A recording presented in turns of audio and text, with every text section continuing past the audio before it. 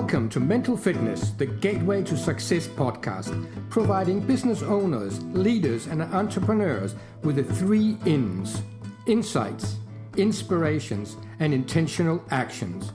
Delivered through monologues and dialogues, we address topics like leadership, productivity, time management, work-life balance, and challenges like stress, conflict, mental health, and much more. Please do not hold back from suggesting specific topics and guests you would like on this podcast. Greetings and welcome to this episode of Mental Fitness, the Gateway to Success. And yes, this is one of these weeks where I have a guest on. And yes, again, it's somebody from over in the other side of the world. And I want to welcome here Alan. It's going to be a very special, a very different episode today, I think. So let's hear from Alan who he is and what he's up to. First of all, thank you for having me. I really appreciate it. I don't take that lightly. 11 years ago when I started in this self-improvement, personal growth, personal development, professional development space, it was crickets. So I'm very grateful to be here. I'm overwhelmed in the best way, and mental fitness is near and dear to my heart for sure. So who am I? Introduce myself. So I'll give you who I am now, and then we can go into story if I'll let you guide it. My name is Alan Lazaros. I'm the CEO and founder of Next Level University. We have a podcast now with almost 2,500 episodes. We have a 24-person team now. I coach 32 business owners one-on-one, one of them 4 times a week. So my schedule is really jammed at this point in the best way. My favorite work in the world. I often joke with my business partner, Kevin. We actually just got off a group coaching program, and I say he is a podcaster who tolerates coaching. I am a coach who tolerates podcasting. What I mean by that is I like the one-to-one deep work. He likes the breadth one-to-many. Obviously, I'm on a podcast now, and I am grateful for that. But I would say that's who I am now, relevant to your listeners. And I'll leave it to you to guide me wherever you feel is compelling. Fantastic. Thank you for that beautiful introduction, Alan. Really pleased to have you here. Yes, there's something we have in common. Coaching is definitely my passion as well, and one-on-one. I've done a lot of group work over the decades, but I've said in the last 20 years for 95% of my work is one-on-one. And as you said, Nice. depth. I really appreciate depth, and that's really where we can start, working with people's mental fitness. So tell us a little bit more about your journey as a human being. I know you've been, like all of us, have been through various things that has shaped our life. So share a few things from your life that has shaped your journey to who you are today.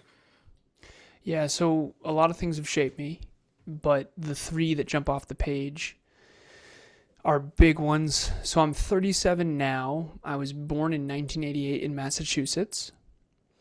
And the first thing that shaped me was born into kind of a tragedy. My birth father, John McCorkle, was killed at 28 when I was 2 in a car, very suddenly. And I had an older sister who was 6. I was almost 3. My mom was 31. And they had kind of just started their family. And that was a very tragic, sudden, unexpected thing. So I often, it was John McCorkle. It was Jim, Joe, John, Jane, Joan, Jeanette. 6 kids, all J. Yeah. And big Irish Catholic family in Massachusetts, New England area. I had a stepfather named Steve Lazaros from age 3 to 14. So from like 1992 to the early 2000s. And I took his last name, I think, around age 7. And I playfully refer to this part of my life as Boats and BS. And what I mean by that is he worked for a company called AGFA. They did hospital computers during the dot-com bubble. So when everything was getting digitized, so we did very well. The U.S., obviously, largest economy on planet Earth. Dot-com bubble, before it burst, we did very well. So from the outside looking in, boats, ski trips, yacht, motorcycles, snowmobiles, lived on a lake. From the inside out, though, my mom and stepdad did not get along. That is a polite way to put it. And so from the outside in, it looked great. From the inside out, it was not great. Eventually, my mom and stepdad did break up. He left my family when I was 14. He got the yacht And the apartment building, we got the house and the dog. And I went from sort of boats and ski trips to I get free lunch at school now because our income is so low.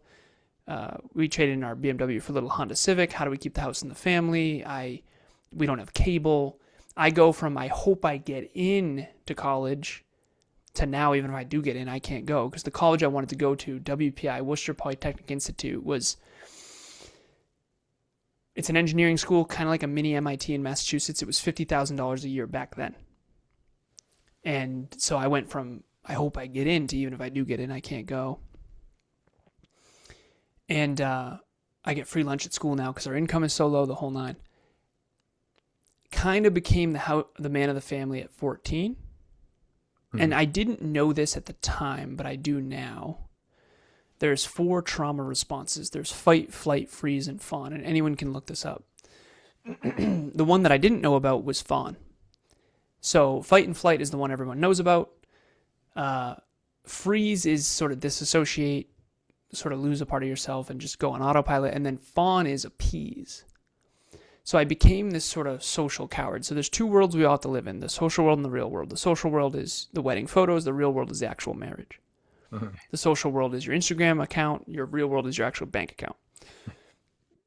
And so in high school, we learned to live in the social world, care what other people think of us more than we think of ourselves. Some of us never grow out of that. So in the social world, I became this sort of chameleon coward.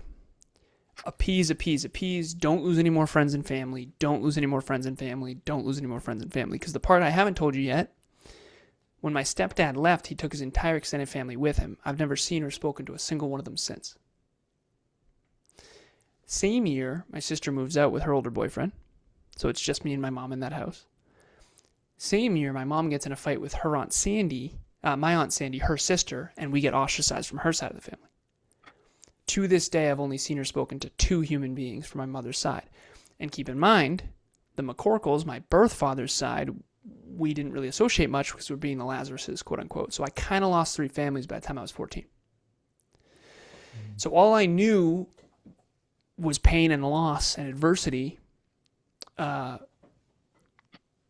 to this point. Now, fortunately, and I now realize how weird this is, behind the scenes when no one was around, it was my trauma response was fight. Not fight others, but aim higher, work harder, get smarter. Aim higher, work harder, get smarter. Aim higher, work harder, get smarter. And so I aimed as high as possible. I got straight A's through all of high school. I got all the scholarships and financial aid I could. I was the obnoxious kid at the award ceremony that never sat down, playfully. And I got all the science, technology, engineering, mathematics, business, and finance. Those are the things that I think come naturally to me.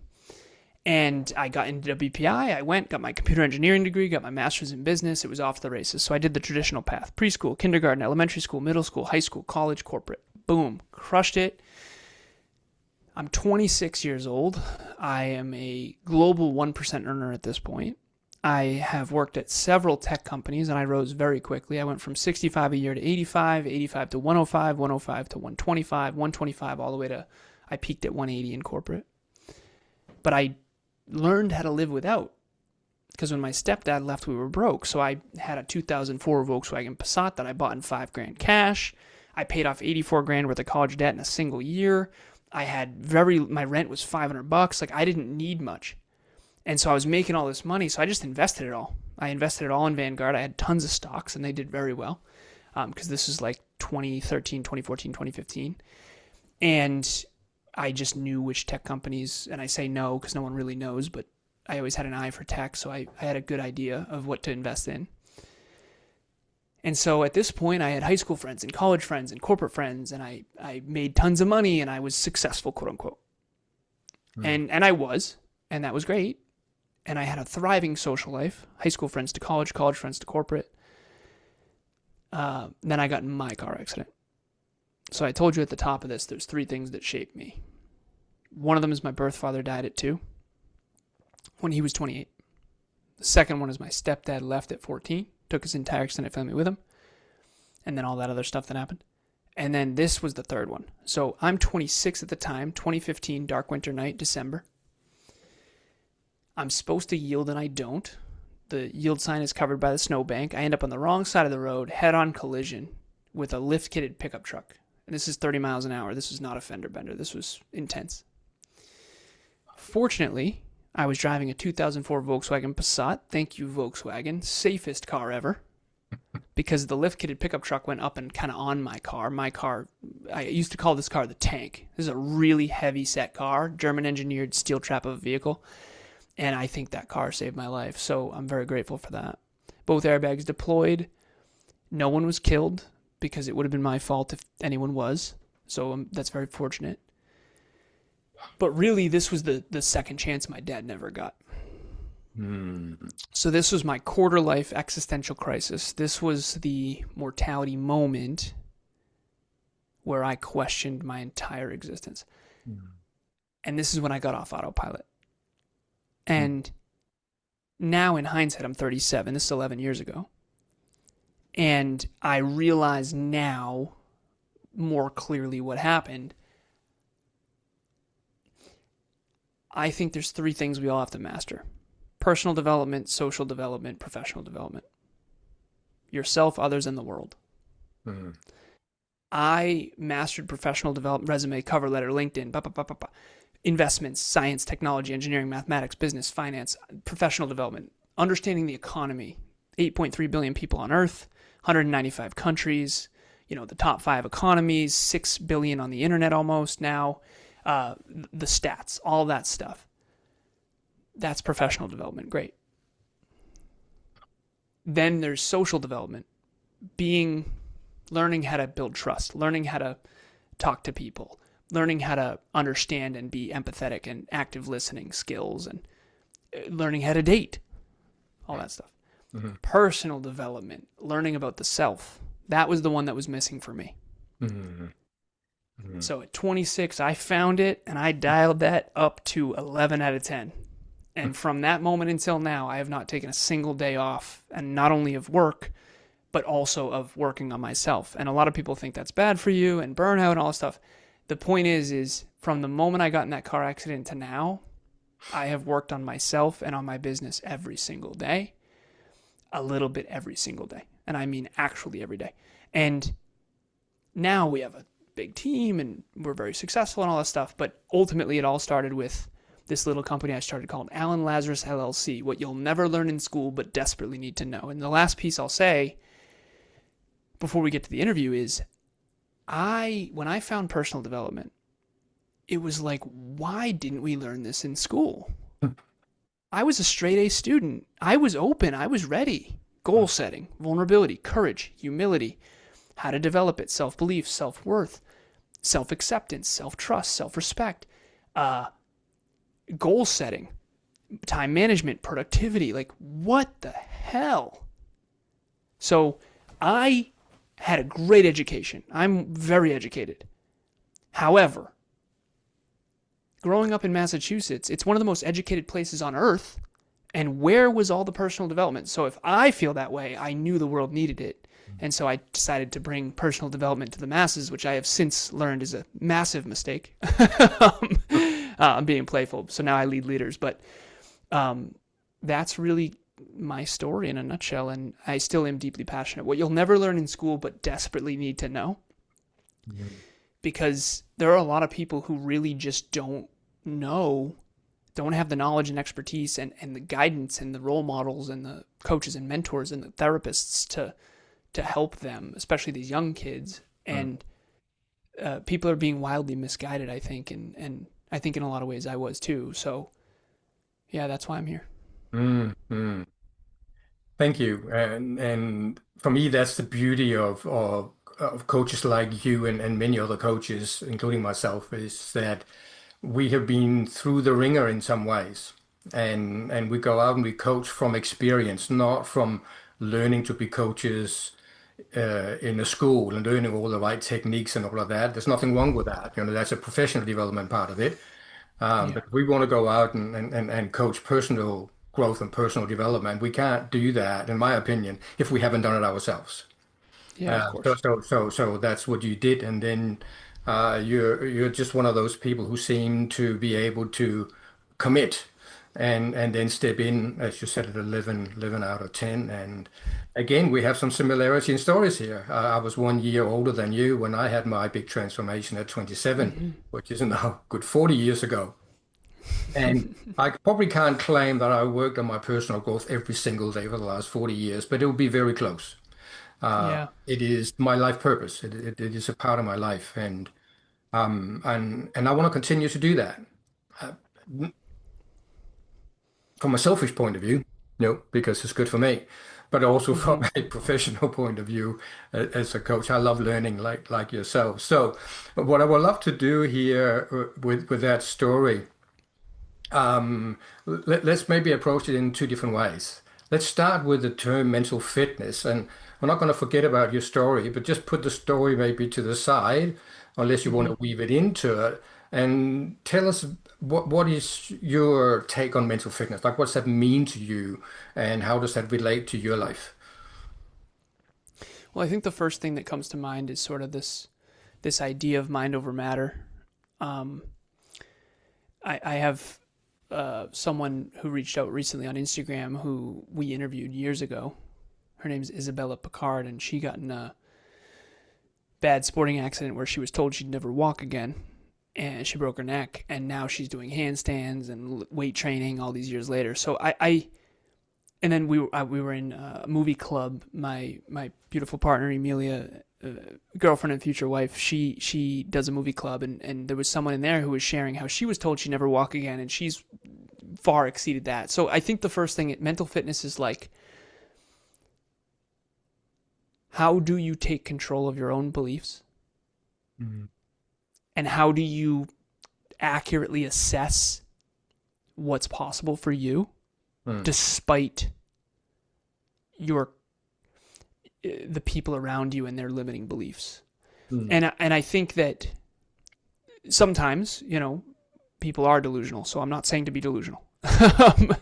But I do think that we wildly undershoot what is actually possible, particularly in the short term.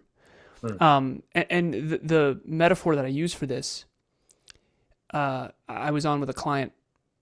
This is probably 4 years ago now, and I took her through this exercise. I said, "How certain are you from 0 to 10?" Because that's all belief is certainty. Mm. From 0 to 10, how certain are you can get Subway for dinner tonight? Subway is a Subway sandwich place in the U.S., and I think it's global, but just in case. And she's like 10, and I was like, okay. Your brain did a calculation. I have a car. I know where the Subway is. I know they're open. I have a credit card. I know the credit card will work. I know that I know how to eat. I know that they make subs. I know that I can grab it, come home, and eat it for dinner. I said, how certain are you 0 to 10 you can do that in the next 5 minutes? And she's like, oh, 0. I said, what if the exact same concept, when I say I can build $1 million company, it's the exact same concept. I can't do it tomorrow, but I can do it over a decade. And so time perspective is where I think we screw up. Mm. We limit ourselves tremendously because we can't run a 6-minute mile now. But you can if you give yourself a timeline and actually stayed consistent. And I think that mental fitness to me is the ability to flex within the perception and reality, and then to objectively remeasure as you go. Mm. Mm. And that ability to then to stick to things, like Mm-hmm. like the word for me comes up like commitment. It requires for me mental fitness to be able to commit to that. And then you may be committing to do a marathon, and if that commitment is strong enough, then when it's raining and you feel tired and you don't want to go and exercise, if you've got the mental fitness that is high enough, that will You go. override that. Whereas if you Yep. don't, you will give in, you will procrastinate and that. So I was committed to do a half marathon 2 weeks ago. Nice. But 4 months ago, I ended up 2 weeks in the ICU. And by the time I came out, I wasn't allowed to exercise for a couple of months. So by the time I could go back exercising, there was absolutely no way I could get ready for a half marathon. So I reduced it to a quarter marathon, 10.5 Ks, and did it with my Nice. daughter and managed to get my way through it. Definitely not Nice. with style, definitely not fast. But again, I had that commitment and I didn't allow the part of me is, oh, this is a good time to give up, or, just don't do it. Just like withdraw from it. But I didn't. Yeah. So that's kind of what I'm hearing you saying about the part of the mental fitness. Um, so I'm You curious. adjusted the goal based on your circumstances. Yes. And Yeah. that's exactly it. And you still followed through. Hmm. And I'm sure that was very inspiring to your daughter. It was. We had a great time. Yeah, that's We had we wonderful. had we had a bet going. I was going to do the quarter faster than she was going to do the half, and it was in doubt at points whether that was going to be possible for me. Um, but I But did. she must be fast. She fast? Well, she's fast. She's fast. Yeah. But I Nice. bet her. Um, Nice. so next year she's going to do the full one, and I'm going to do the half. Nice. So there you Good for go. you. So I'm back Yeah, there you training go. already. Yeah, yeah, yeah. I'm Nice. not young like you any longer. So I'm really curious, Alan, to then tie what you just said, your part of your definition of mental fitness. I'm sure we can elaborate more on that. Is from what you said, and also like from my view, personal development is a part as we grow more and more aware of ourselves. That for me is an increase of mental fitness. If we don't have that awareness, we can still be reasonably mental fit, but from my viewpoint, we can't be at the top of the game. So Yeah. in your life journey, there were, from those definitions, your mental fitness wasn't like a 10 out of 10 all the Yeah. way through.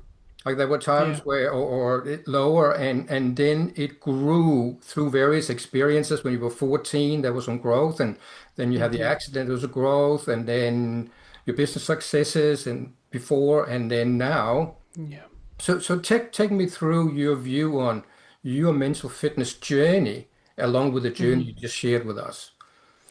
Yeah. Well, the first thing to share there, uh, there's this concept called self-efficacy. I think I talked to you a little bit off air about this. And now that I've been coaching for 11 years, I'm always reluctant to share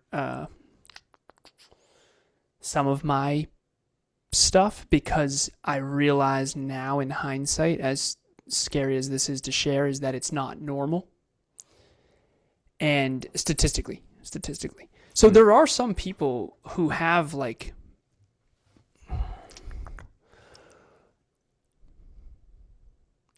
okay, all right, we'll have this conversation. Some people are what people consider gifted. And what I've found is that those people don't even know. Mhm.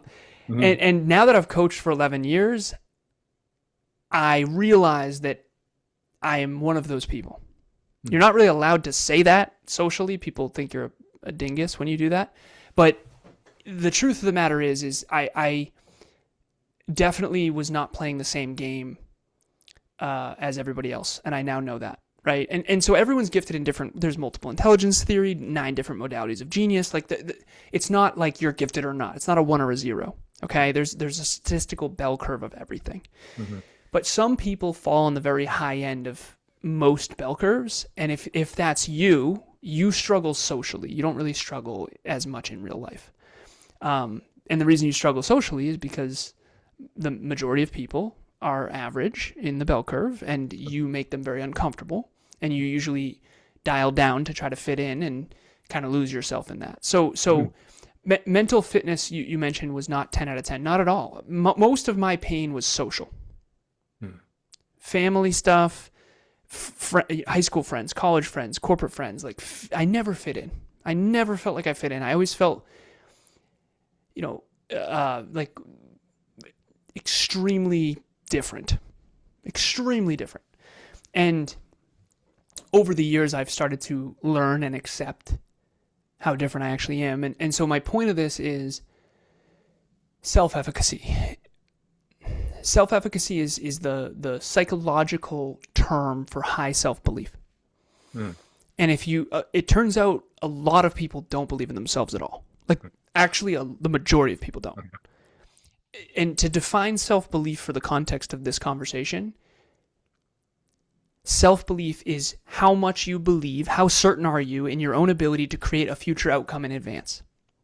So 10 pounds in 10 weeks. Like, for me, I'm certain I can do it. I've done it every year for 4 years. It's not a problem.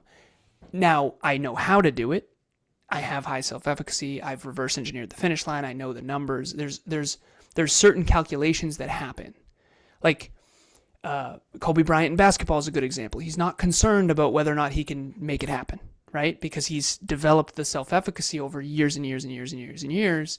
And he just comes off like very arrogant when in reality he just has skills and mental faculties that other people don't. And some of that's giftedness and some of that is obviously nature and nurture. Okay, my point is, when I look back at my life,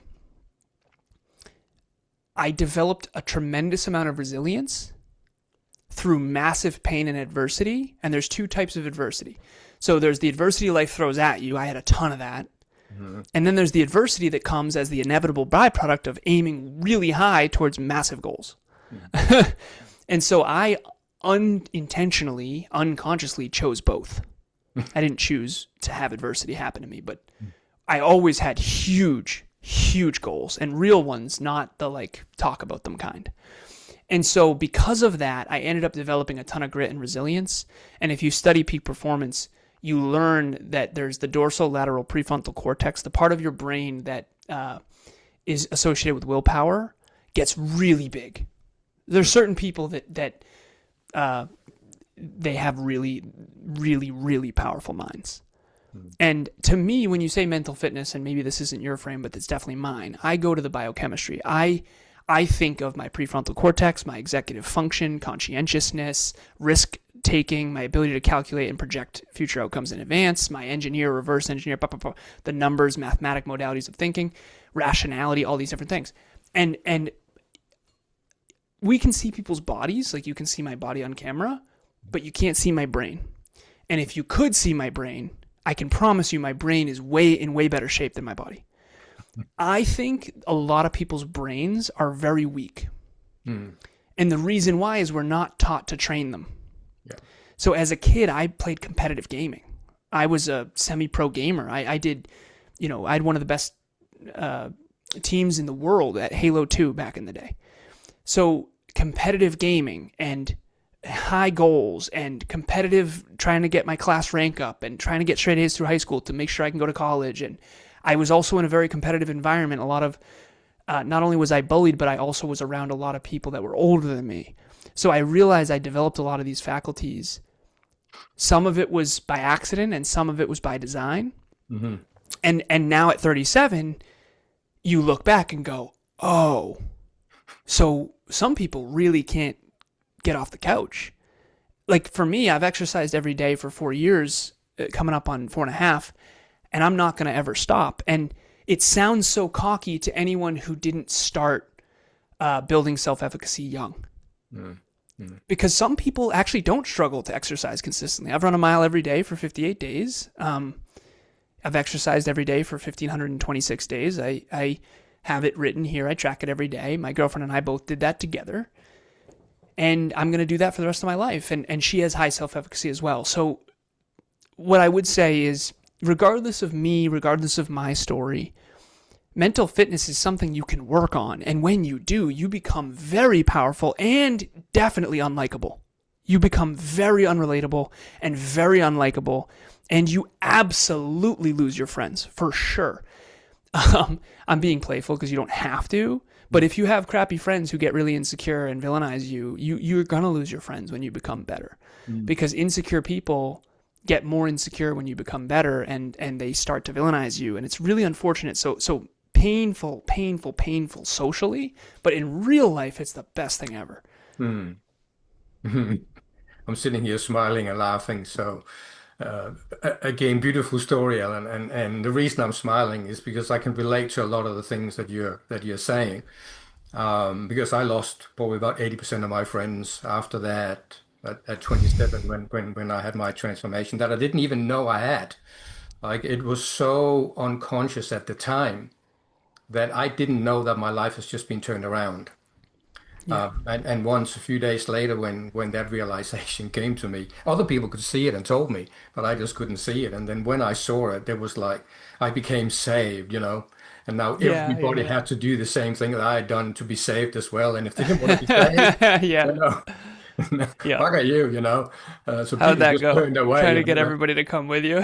Yeah. Yeah, I fell for that too, man. You Yeah. just want to share it. You want to share it so Yeah, that's bad the and thing. And I still want to share yeah. it, you know, Yeah. and you know, another thing we have in common is I call it the black sheep. So I was the black sheep of the family as well. I just didn't fit in. Yeah, And same. I didn't have the confidence you had. I did not have any mental fitness in my youth. I was bullied a lot and had very, very low self-esteem. So I've had to work on that. So that's one thing I don't have in common with you. I definitely don't feel gifted. Um, no, what I do in my coaching, it's just experience. It's just a lot of life experience. I've been through it. I've been through deep depression. I've been on the brink of losing my family, and come out the other side and getting completely rid of my depression through working with growing my mental fitness. So that is something that I will never stop doing either. So. Thank you for those stories and tying that in. Really, really love it. I know we're running out of time today, so um, I would like just to pose the question, and you already mentioned in different ways. Um, what would you suggest to our audience today in a couple of simple ways that they can grow their mental fitness? It might be a book you read you want to recommend. It might be a practice. It might be a course to go to, doing a morning routine. It can be like anything. You're a coach, so give us a couple of gems that are actionable for people straight away. Well, so the first one that comes up, and I'll go into the other ones too, but the first one that comes up is habit tracking. People lately have started to ask, and I'm grateful. How did you build all this? And I'm very grateful. And I still feel like I'm at the beginning of the beginning of the beginning of the beginning of the beginning. I mean, I'm 37, right? So, but I appreciate it. So, habit 11 years ago, I started in these little black notebooks. I have them in the corner of my office, actually, like a big stack of them. These little tiny pocket notebooks I would track with a mechanical pencil, super nerd, and I would track habits. And I broke my day into 3 sections, 3 priorities, and I had 5 habits under each, 15 habits a day, and I would literally check them off every single day. And now I do that and I have what's called peak performance tracking. I do it with all 32 of my clients, about to be 33, and all my team members track metrics and habits. And now we have goals. So we have dreams, goals, metrics, habits, priorities, skills, and identity. And I if all those are aligned, you will inevitably succeed. It's my own sort of really practical manifestation equation. But if you want to start somewhere, habit tracking is the place. Now, let me define a habit. Something you do every day. Now, I use this as an example. It's not a task. So a habit is I put rice in the rice cooker every day. A task is I need a new rice cooker. Mm-hmm. See the difference? So you brush your teeth every day, you can get better every day. Habit, 30 minutes of exercise. The habit needs to be big enough to matter, but small enough to sustain. Mm-hmm. And it's different for all of us. Obviously, Michael Phelps' swimming habit's going to be more intense than mine. Right? So you got to start where you are. It's called the challenge skills sweet spot. If you aim too high, you're going to get humble pie. If you aim too low, you won't grow. And so habit tracking is by far number one if anyone wants help. Assuming you're humble, have high work ethic, and a high improvement orientation, and I haven't scared you away yet, you can reach out. If you DM me on Instagram, I will respond. That will be me. It won't be AI. It won't be my EA. It'll be me. DM me on Instagram.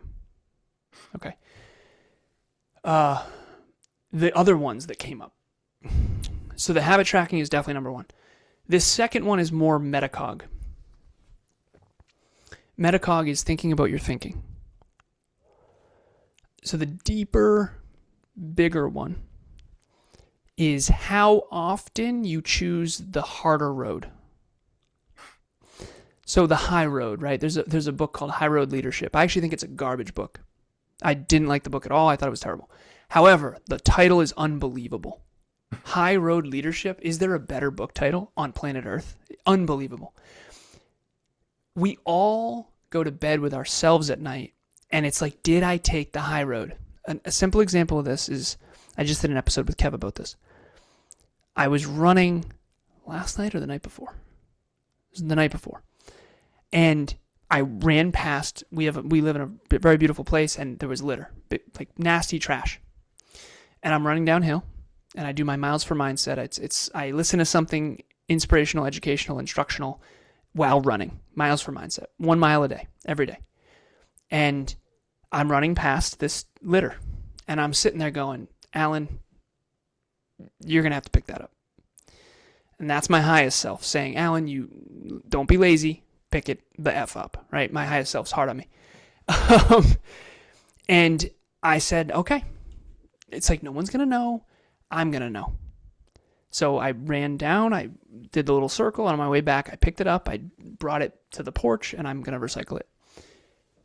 How many times a day do you take the high road? Even if no one else will ever see it. I didn't do that because I wanted to talk about it. I am talking about it, which actually kind of bothers me. Genuinely, as a coach and a podcaster, I would like to not talk about it. I would rather just lead by example. Turns out when you don't talk about it, no one cares, right? But here's my point. That's where you got to start. Every day, maybe you take the low road 95% of the time to start. And then you do 90-10. And then it's 85-15, and then it's 80-20, and then eventually you're taking the high road 95% of the time. And yes, if you are that way, you will without a question make everyone in your life insecure, and you will not be liked. You will be respected, but you will not be liked. But if you do that, you will like yourself. You will love yourself. You will trust yourself. You will have more self-respect than you can imagine. And you just invest a little bit into the self-respect account every single day. And it's when no one's around. So we have a 24-person team now, and I now have this question in my head before we ever hire anyone, because we have had, I made a lot of mistakes as a leader. People say, words don't lie. Words lie, actions don't. BS. Actions lie too. Actions when they're around you. The way you act around your boss is not the same as the way you act behind the scenes when no one's watching. I don't care about how you act when people are around. Who are you and what are you when no one's watching? That is where real self-trust, self-discipline, self-respect is built. And so this is my new question before I hire anyone ever. Can this person go to the gym alone in a dark room on a Stairmaster for at least an hour without posting it on Instagram? And if the answer isn't yes, you will never work for me. And the reason why is because the world in the 21st century, and you know this more than most because you're older, it has gotten out of hand. The 4-hour work week, and it's brutal. I am old school. I feel like I'm 37 going on 87.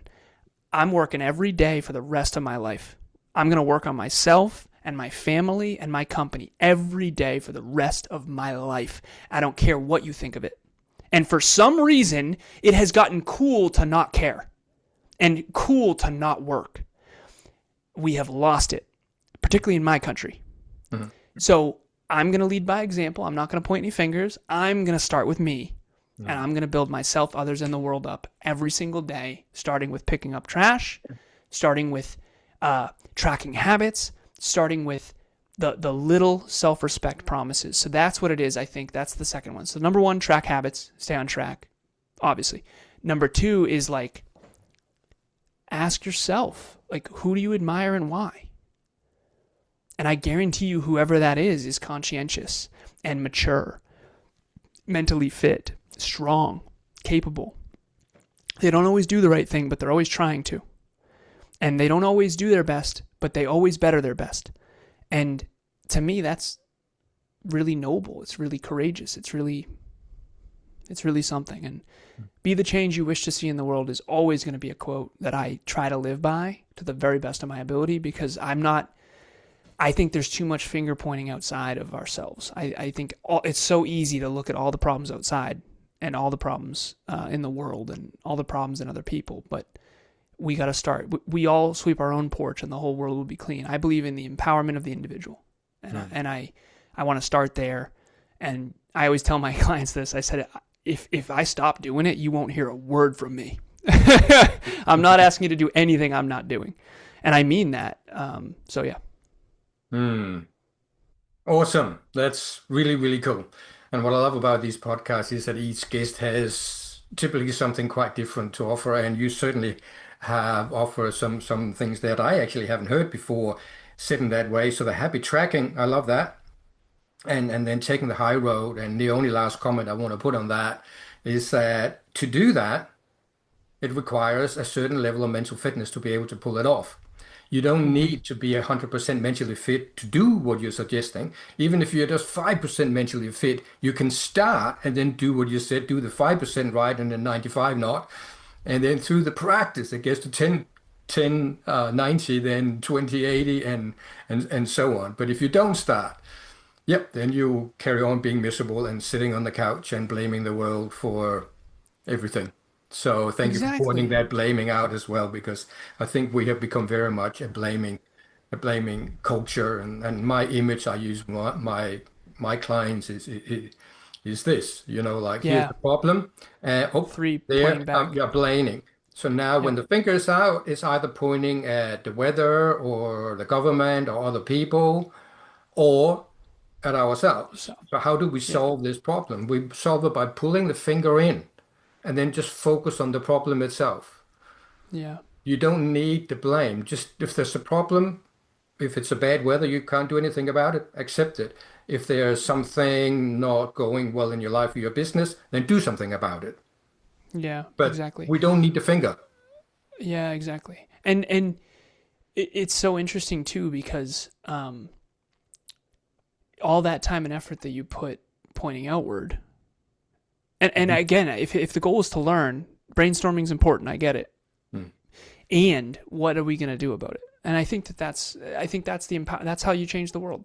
You start with each of us, individuals. You start with yourself, and then that ripples into your family, and then your family ripples into your community, and then the community ripples into the country, and the country ripples into the world. And it's unbelievable. You're 1,000 times 1,000 times 1,000 is 1,000,000,000. So you can change the world. You mathematically can. Yeah. Whether or not you're gonna is the only question. Yeah. And you are already doing it to an incredible extent, and so am I, just very differently.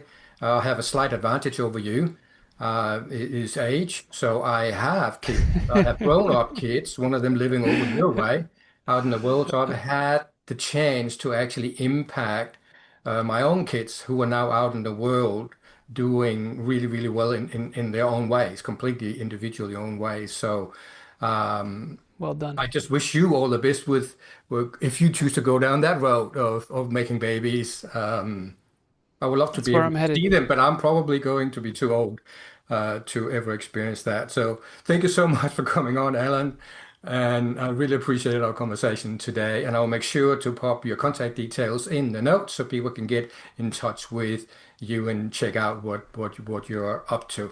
And with that, also thank you to our audience for joining us today. And as always, look for ways to consciously grow your mental fitness. Till next time. Thank you for tuning in to this episode of Mental Fitness, the Gateway to Success. If you have stories of how mental fitness has benefited you that you are happy to share, go to my website, mikael.nz, click on podcast and fill in the guest application form. If you want direct support from me utilizing my 40 years of mental fitness learning and practice, email me at coach@mikael.nz or message me on LinkedIn. Any feedback, review, share, follow, like, or any other good stuff is of course appreciated. Thank you for listening to Mental Fitness, the Gateway to Success podcast. I'm your host, Mikael Nielsen.